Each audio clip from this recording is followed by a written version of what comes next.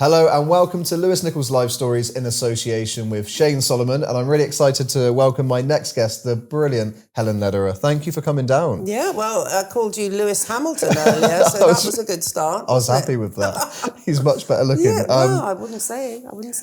How have you found Cornwall so far? Because you've been down a couple of days now. I've loved the varying weather situations. We've had rain, we have sun. It's amazing. But I have been to Cornwall before.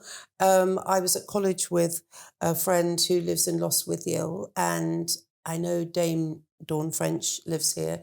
So you've got loads of interesting people, but also lots of other interesting people. Yeah.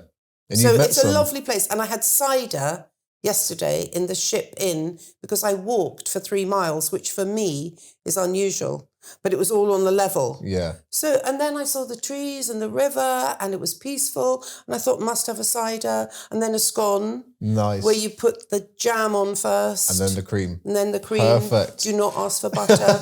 Never ask for butter. So I feel I'm immersed. What cider did you have? I asked her to recommend me, and then I didn't listen to what she said because that's the kind of thing I do. I just thought, I'll be nice, I'll get the best one. And she didn't understand me to start with because it could have been my South London accent. And I said, that's fantastic. And then I have no idea what it was. That's how shallow I am. Well, we've got a lot to talk about because it's a busy time for you. You've got your book out now, Not That I'm Bitter, which I listened to the audiobook. And I'm going to be honest, I had questions prepared for the interview and I completely rewrote the questions because it was so fascinating. And for some, I'm 30 and a lot of these stories, I wasn't born. No. And I found myself stepping back and just having to imagine. But we'll go into that later. I kind of want to talk about for you where your love of performing came from, because you mentioned in the book that you always like to make people laugh, but you were kind of told shush, stop showing off. Yeah. Well, people always ask so-called comedians, when they have that label comedian. So you go, okay, so you make us laugh then. So I have to come up with some reason. And the reason I think is I had asthma when I was very small and nobody knew what asthma was, but there was a kind of like strange wheeze coming out of me. So I thought, oh, that's asthma. And so in those days, they had to give you steroids without asking because, you're a child. So you said, could I not have steroids? Anyway, it stopped me growing to quite large. So I was quite a large person with a hairband. So I looked a bit like an emoji. And then I had to have these steroid injections, not ideal. And then they said I shouldn't get overexcited. So my mother said, do not stop showing off was the thing, or you will die. So what did I do? I had to show off, because if you're told not to do something, all you want to do is just get into the state of nirvana, of laughing and being hysterical. So from a very young age, I'm afraid, I've wanted to get my sort of tantric, no, not tantric, what was it? Sort of like whirling dervish, like getting yourself into a state of oblivion, of just wheezing with laughter. So that was my job, to make other people hysterical. And I just find, you must have this, Lewis, the best times are when you're in the pub, let's say, with a mate. Yeah. And you're just laughing. And you are just laughing and laughing. And that's my happiness. So at school and, just growing up, I just used to try and find ways to be hysterical if I possibly could. You've got me with, I look like an emoji. That's bad. Just bad look. Got me. My mother thought it was attractive. We'd have to have grips in it. And both my sister and I had to wear identical clothes, but in different colours, because obviously we weren't twins. But in those days, that was normal. What was it like, when you were told stop showing off? Did you ever feel kind of suppressed by that? When you were simply just being you, but it was kind of being seen as something different? Yes, and well, when anybody gets told off, I hate, I just don't like being told what to do. And in the book, I've got a whole chapter, but I do have a problem with authority. I do. Because I went to a very strict school, and I suppose finding who you are for all of us is like sort of shedding all that submission to authority figures, or being oppressed and told you're doing the wrong thing. But yes, I do find it's important to break out and try and find your truth, as they say now.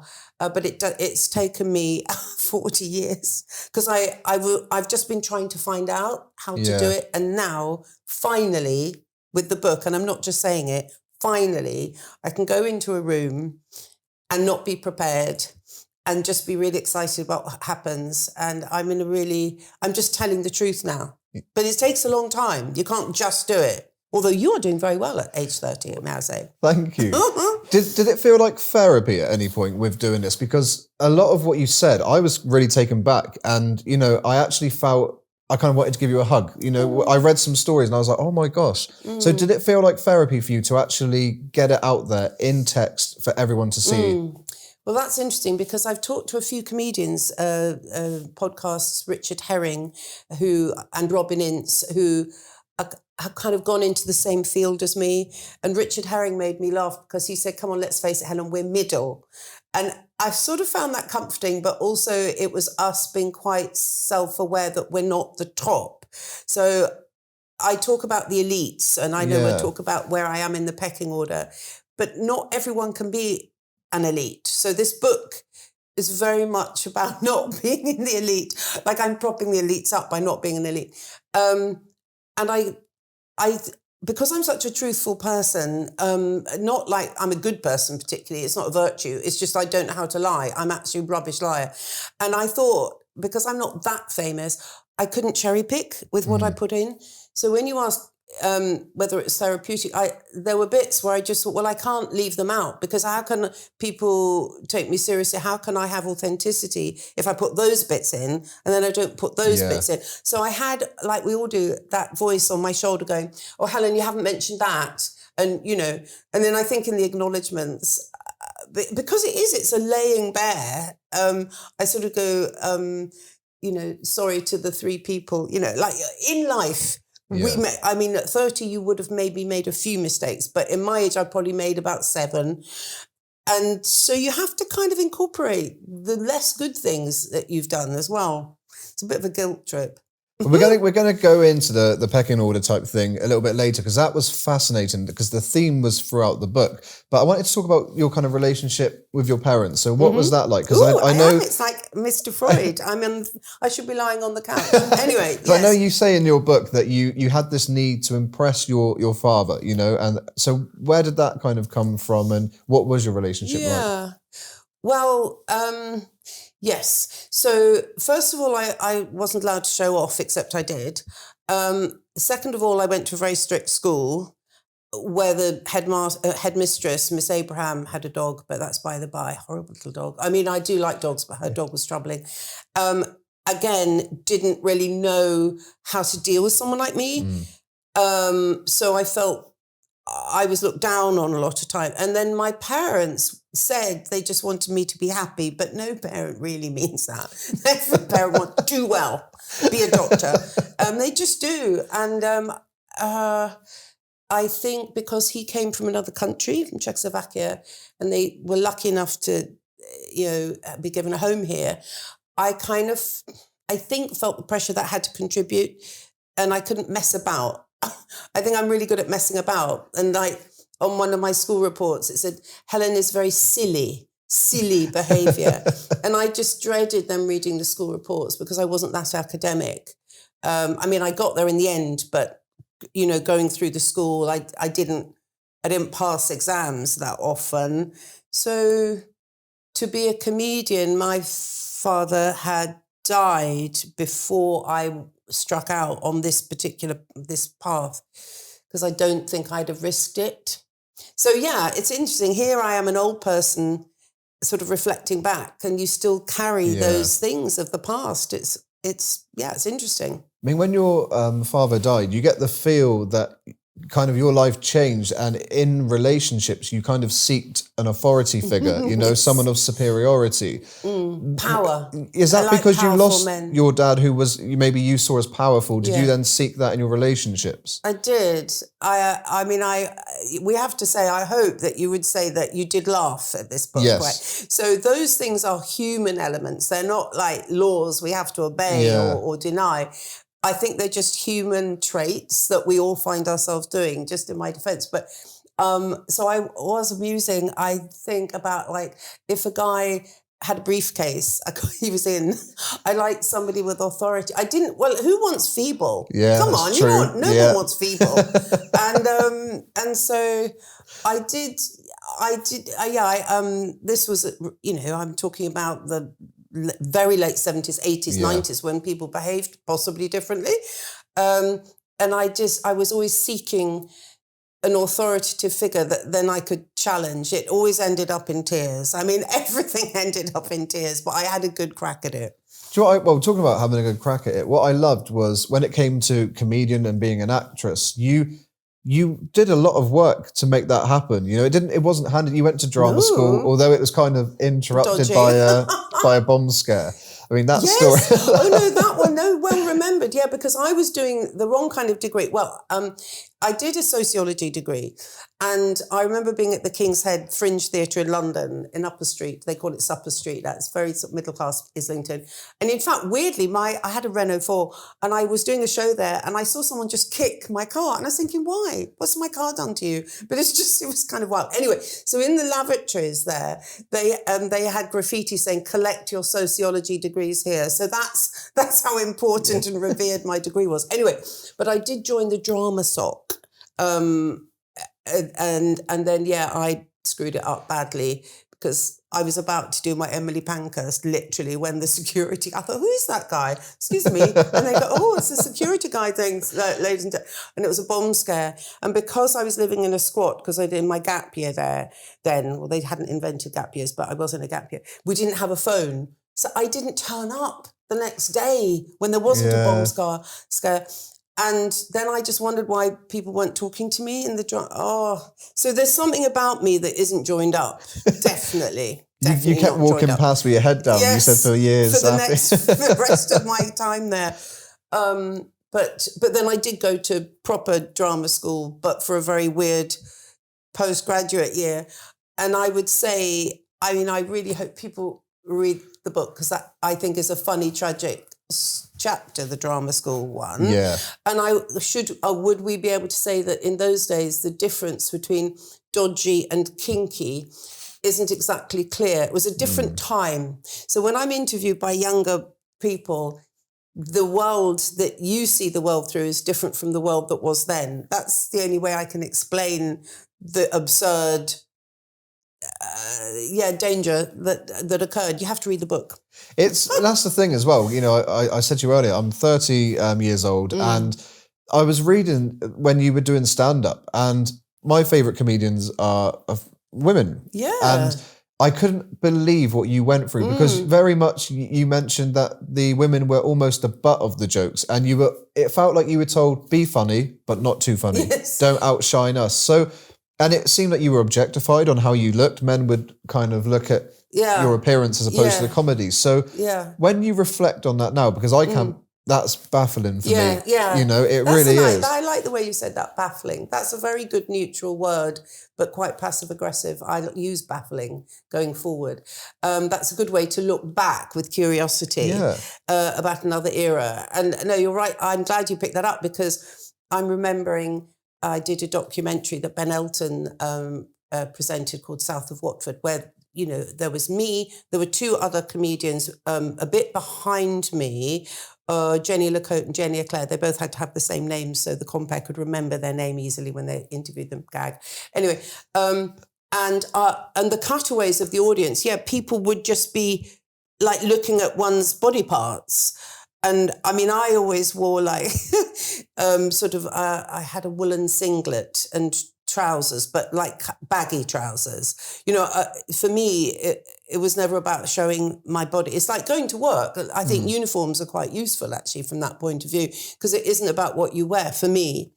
And I just look like I do. So my looks, but I was young. So I think puppies are attractive. So anything young is attractive, but I wasn't like a looker. So it was so I thought it was normal. What I was doing was normal. But the perception was, oh, you're a woman. So it did get in the way, but it didn't come from me. It came from the world. I had this, I don't know why, I just had this genuine desire to write and perform. That's what I always wanted to do. So the female woman thing in those days, the baffling thing was that there just weren't many women doing it as there are now. Teeming with them now. Can't move for them. Love them. Yeah. You know, in the book, and I don't know if it's the right word to use, but just my opinion from reading it, there was this innocent vulnerability about you when you were starting off with that you just went into everything with such honesty. And, you know, when you spoke about, for instance, the massage parlor, you know, there's so many things, and you think you go into these situations in such kind of niceness. Well, because I'm a middle-class girl, I was brought up, like my father brought me up to say it was rude to say no.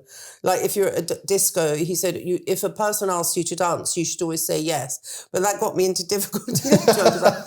I've always found it very difficult to say no, and it's quicker sometimes to say yes, but that's me.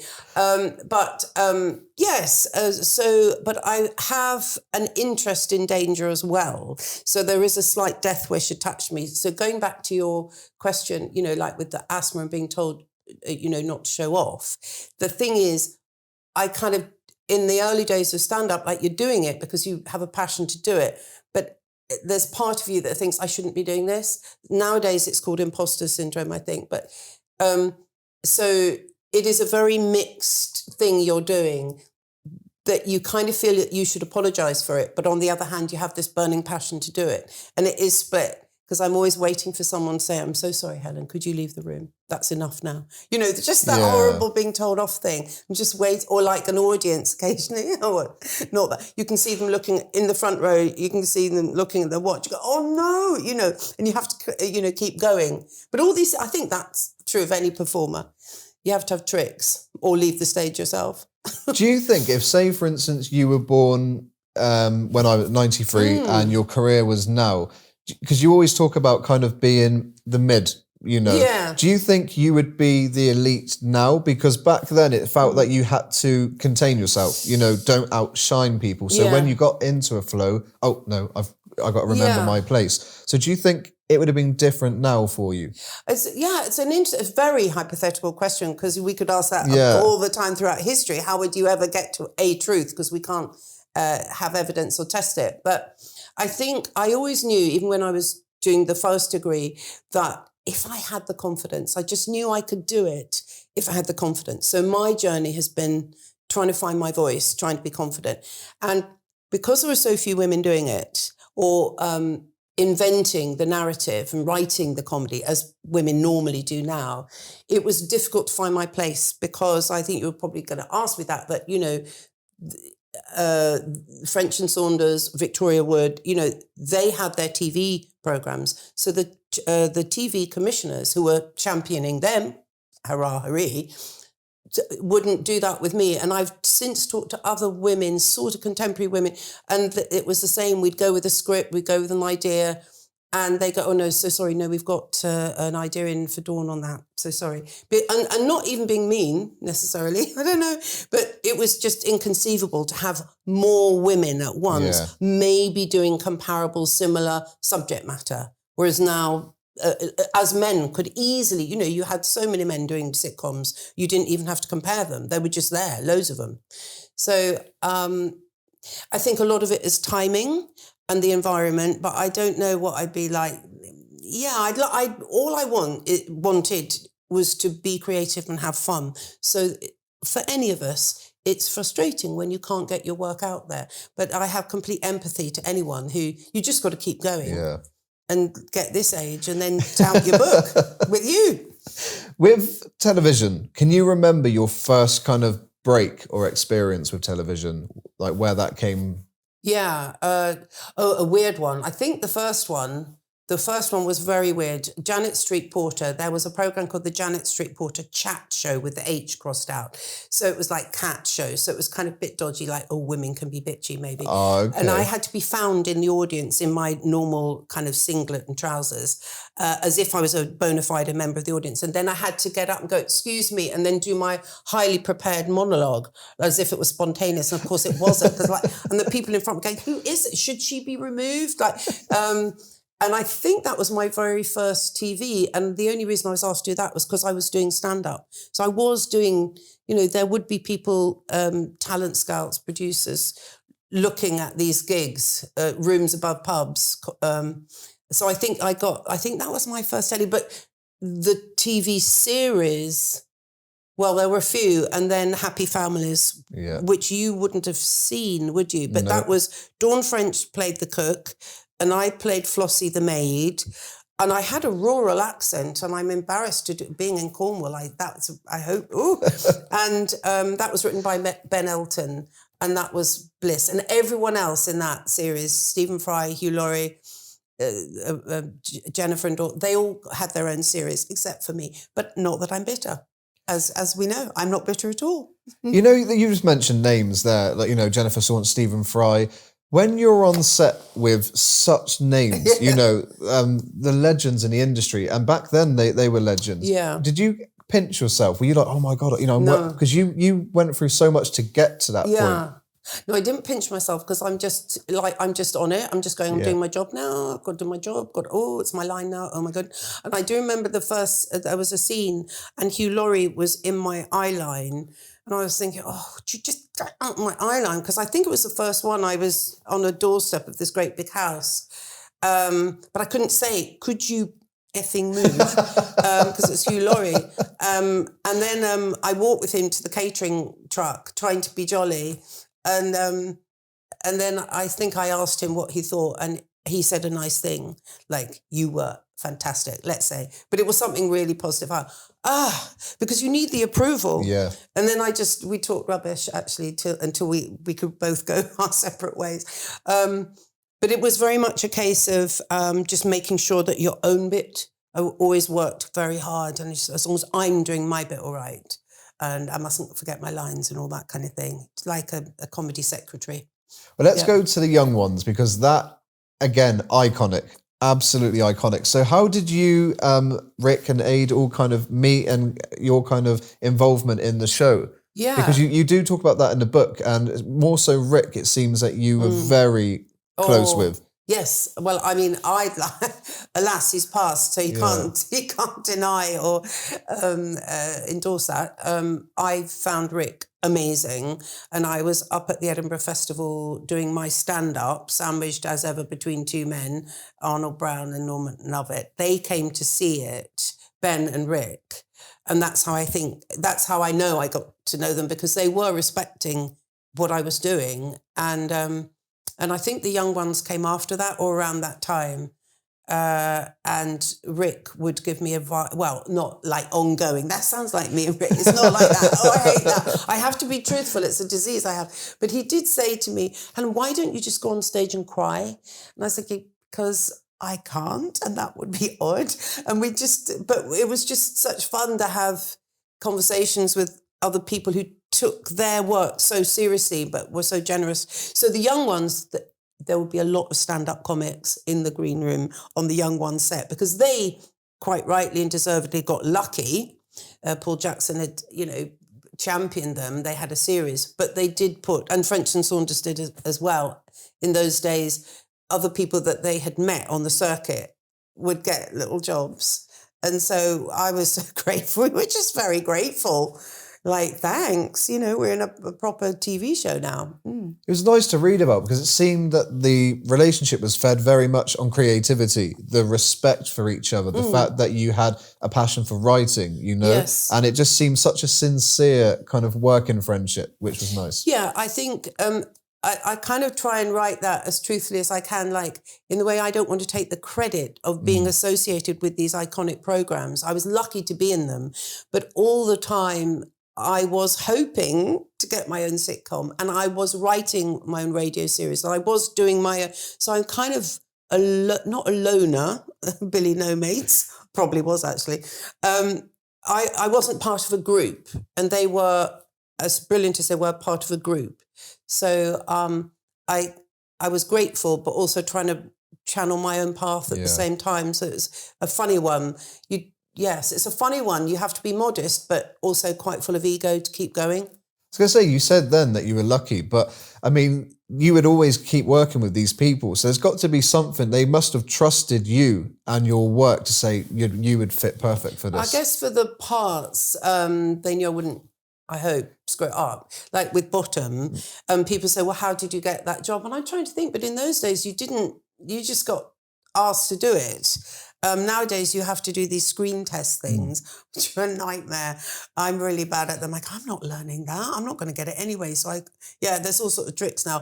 But that was a lovely job to do, partly because my grandmother, she spoke like this and she was like this and all this. So it's quite easy for me to get into this accent.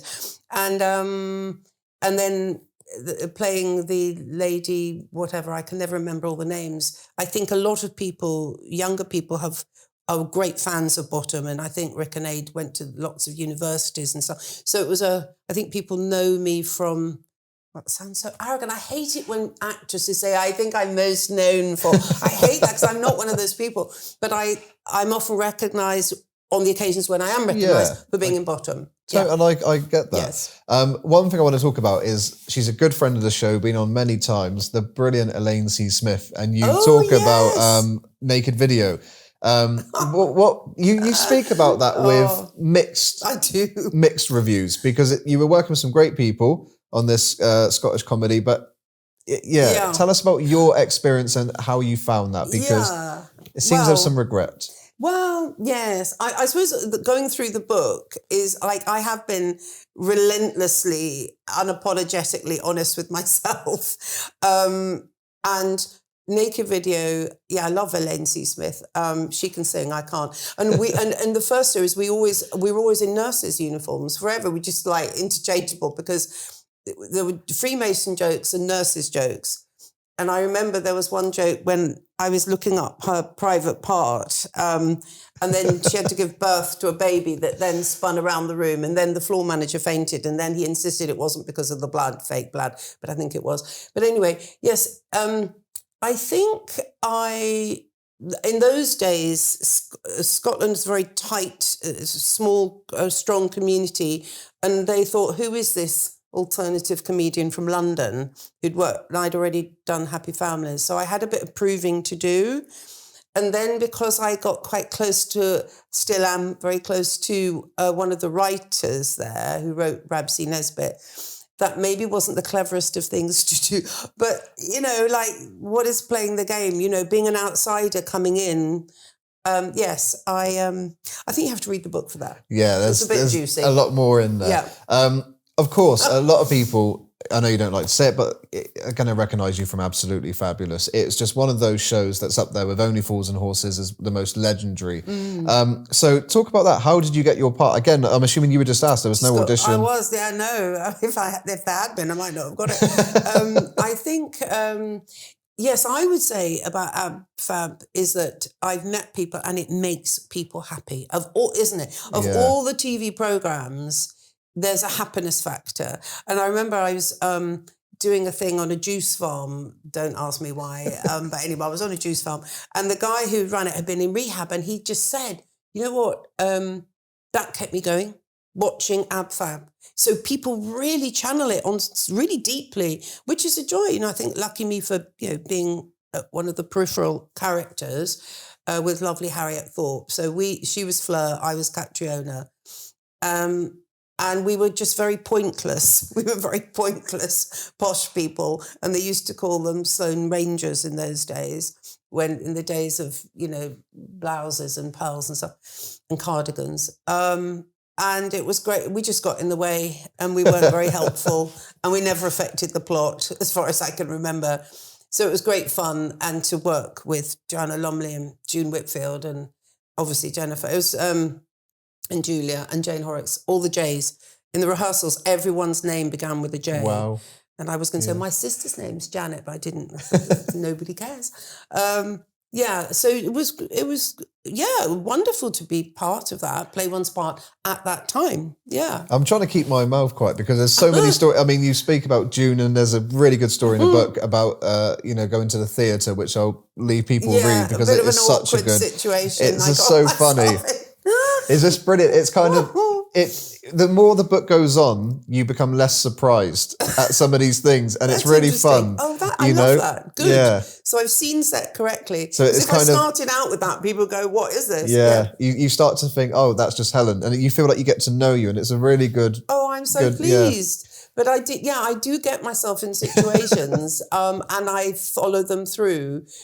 Yes, and then I get myself in difficult situations. Yeah. Obviously, you were on the show for so long. I mean, absolutely fabulous. I mean, it was 20 years before the specials and the movie. Did your life change dramatically, noticeably, in the sense of people, oh my God, you're, ab fab?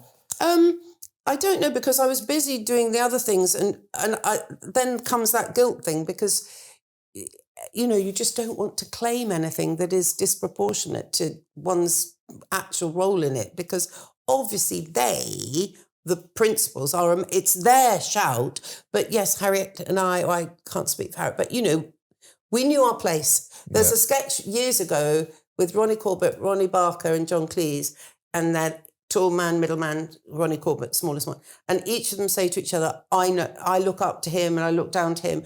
Basically, I think I know my place. And so in that context, I'm very respectful and grateful, but I know that isn't my shout. Does that make sense? Yeah. Yeah. It's a shame though, because I think, you have earned your stripes. So it's almost, when you look back and you say that, I know my place, I feel there's a bit of a disservice to you there. Maybe I only said that so you'd say that. There's a bit of that. But I think as long as I'm doing my own thing, and then being blessed with those other jobs, I suppose I needed to know I was trying the other thing to varying degrees of success and failure. But I never gave up. I mean, again, in the book, it's like I never got my sitcom. I thought in my 40s I sulked a lot, which is a waste of time, but we all do it. You've got that to come. You're peaking now, but you wait when you're 40. And I didn't get the sitcom, I thought, and sending things off. But I now hear that is quite normal, and it wasn't the time, and maybe it was rubbish. So I think you've got to keep doing your own thing, but be very grateful when you get other people's stuff and they welcome you and you can do the best you can in their shout. Yeah. When I read the book, I kind of envisioned you at certain situations, because you had a lot of gumption, and you would go up to these big kind of producers and say, hang on, why am I not part of your show? That one. Oh my God, that one. Because in the BBC Light Entertainment Christmas party, and you only get invited if you've actually been in a show that year. And then this is for radio, and then you have to you get this yellow wine, not great, but that's fine, you're just drinking it. And you're on the stage and you just go, who's a producer? Because you just, it's like touting. And I went up to one producer they always wear blazers with anchor buttons. Nothing wrong with that, I'm sure. But anyway, this is a kind of producer look. Bill Dare, very talented producer. I've never been in anything he's done, but be that as it may. And then I said this thing, which is I have a sort of Tourette's about me, in that I said, so what do you think of me? In a cheerful way, because I thought, you're a producer, you can't escape, we're on stage, I'm going up. And he said that you're high maintenance, which wasn't, and I just, because what do you do that? But in those days, I would go through the Radio Times, find out the names of producers, which I think is very sensible, and send off my ideas. But that's high maintenance. In those days, that's considered high maintenance, you see. It was so funny. Yeah, that's awkward. Just picturing you going up and having that confidence. Cheery, yes. Yeah, but I do that. And then I was saying this, I had to do a talk quite recently at the Oldie magazine, which was wonderful. And I've developed this thing where with my enthusiasm, it's a slight Tourette's thing, and where I just say to people, I love you. Anyway, I love you. Of course I don't. I said that to Lorraine Kelly after I love you. I was so embarrassed. I was thinking, I don't know the woman. She's absolutely lovely, but I don't love you. And I don't want you to think that there's a problem here, like over-attachment issues. But it's just a thing that comes out with my enthusiasm.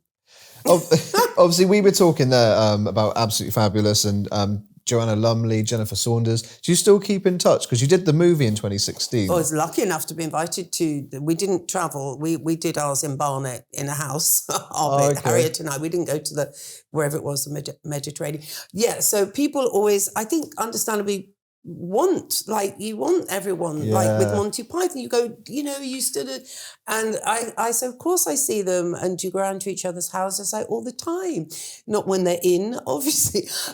So as my gag, you didn't laugh, but anyway, I probably didn't say it properly. But the point is, people evolve, and they're wonderful, and people evolve. So I know what my lane is, and I'm in my lane, and I like meeting new people and stuff.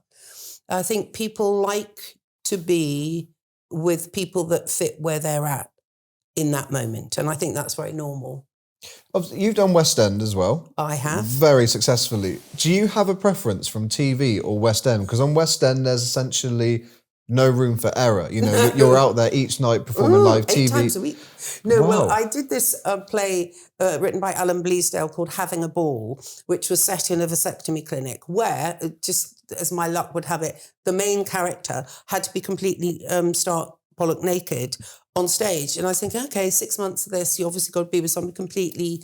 And the man, the requirement of the actor had to be that he had a small private part. Now, I don't understand. Anyway, this was explained to me. Anyway, it was all very unusual. So 6 months of doing that. And then the stage manager came in and we had a meeting, and he said, I've got some really grave news. And I sort of arranged my face, looked at my sad face. He said, we're having to come off. We can't. And everyone else was deeply sad, understandably, because it's work. But for me, I was thinking, do you know what? I can't. I'm not great at repetition. So 6 months of doing one thing is enough for me. Do you know, there's so many little funny random things, like the sanitary towel game. Oh, law, you came straight out with that, Lewis. Law. It's one of those and things. You're a gentleman. It was so, when you're reading something, you think, I've never heard of this before. But again, sweet. it doesn't surprise me because we get to know you through the book, which is... It's the absurdity. I just think, I love that. Actually, now that might become a game like Monopoly. Now you've endorsed it in such a credible manner. I think that was me talking about being deputy fiction librarian in the junior school, which is a huge honour, and me getting into trouble with the hysteria thing, evoking hysteria. So I had this game. And then we were laughing so much with the sanitary towel game.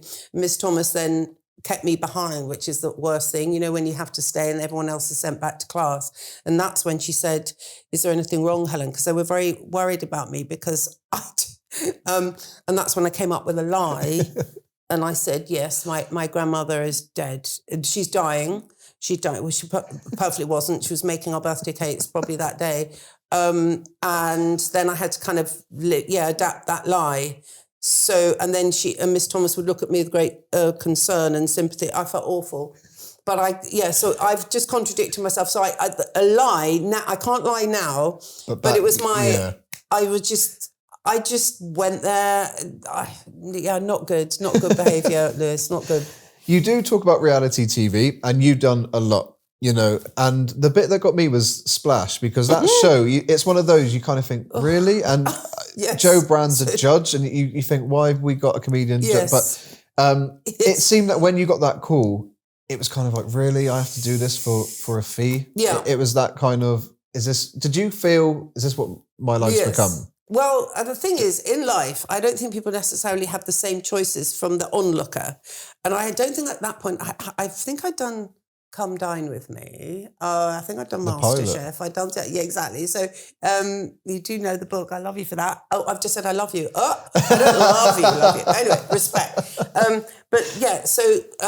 The Splash thing got very bad press because partly, I think, because I don't know why I did it. It was for a fee, a reasonable fee for the money. And I think I said on Richard Bacon radio show in those days, why did you do it? Like people across, they go, why did you do it in that curious, judgmental way? And I said, for the money. And I think that was the first time people actually just were honest. For the money, actually. But I was a middle-aged woman, but, slightly younger then, in a swimming frock because I insisted they put a skirt around the deck down below. And they didn't do that in the second series. They got wind of it, as it were. And I think people were disturbed by that image, that it was just unusual. I think that's my life. I just think, a middle-aged woman diving badly, I did it, was somehow challenging. And I think I know Frankie Boyle said something like, a fat idiot or something. I'm over it now. Not that I'm bitter. But I think the whole thing is quite challenging, whereas I'm thinking, well, I'll do it then. I wouldn't do it now. I'm not allowed to say what I'm doing, but I'm about to do something else that requires something else. It's not naked potholing, because I don't think anyone's done that yet. But I just think for me, I'm one of those people that nothing is straightforward. So there's always a catch. You can't just please be your lovely, beautiful, funny, witty, gorgeous self in a travelogue. We'll give it to you. The BBC will give you this gift. No, I have to do something else as well that is difficult, and with a team of other people, so I won't shine. Not that I'm bitter. Is there a reality show you would like to do? So like Strictly or... No, I wouldn't be able to maintain the upright position or point my toes. I think that would, why do something that that you'd be bad at? And the same with the jungle. I wouldn't get them any food. They'd hate me within 4 days. They might like me at the beginning because I'm quite likeable, but after a bit you go, no, it's boring now. You're not winning us any. So I'd like to do my own thing. Yeah. Actually, I'd like to do what you're doing. I think podcast. But then I'd have to be good and research my clients, so maybe I wouldn't. So I don't know. Creative stuff, something that interests me. See, I loved you on Celebrity Big Brother because I watched you. You often did the extra shows, so you were always a panelist on there, and then you became a housemate. Yeah. And your series there were a lot of reality stars in there. And it was kind of like two worlds because you were with these people that were influencers and made their living from reality TV. Yes. So what was it like for you? Because that must have been such a contrast to be with such an array of people. It was. Now, why did I do that? For the money. And I had a new agent at the time who said, basically, Helen, people don't know who you are. You have to do a memoir, a show, and a reality TV. And I thought, okay. Because you're at that threshold, you're at a time of change. All right, then. Then she got me the gig. And I think it was very lonely. And I think I went I went doolally when I came out. And spent 2 weeks just having baths whenever I could. Because you couldn't... because I didn't understand the shower system and the wash. And then you just see people having rows. Like I remember sitting on the sofa just like this, and then one argument with that, and then follow it, and then another, and then just screaming people. And you just go, I'll just sit here quietly. Maybe it'll be over soon. It's a lot of people say that. I've interviewed so many people that have been in there, and they said it's tough. It really is tough. It is. It's because it's not a natural environment. I know you can predict how people will behave under challenging circs. So from that point of view, it's predictable, but it's not natural because you have to be set against each other, and you cannot make alliances. So there's no friendship. So without friendship or a laugh, coming back to that, without the possibility of just bonding, because it's a game, in quotes, that is the challenging part. But I did it for the money, and I bought some very nice garden furniture with it. I know. One thing I love is that, where was it that you bought the towels? Was that the Come Dine With Me? Oh, that was the Come Dine With Me, because we were the pilot, so we were all given £1,000 cash. Can you imagine? And so I looked around my house. I thought, people are going to be in my bathroom, rummaging around in my bathroom. So I went off, and in those days, it was very fashionable to have towels with a linen trim. Yeah, and I very proudly got 4 white ones with a beige linen, with a blue thing that were line.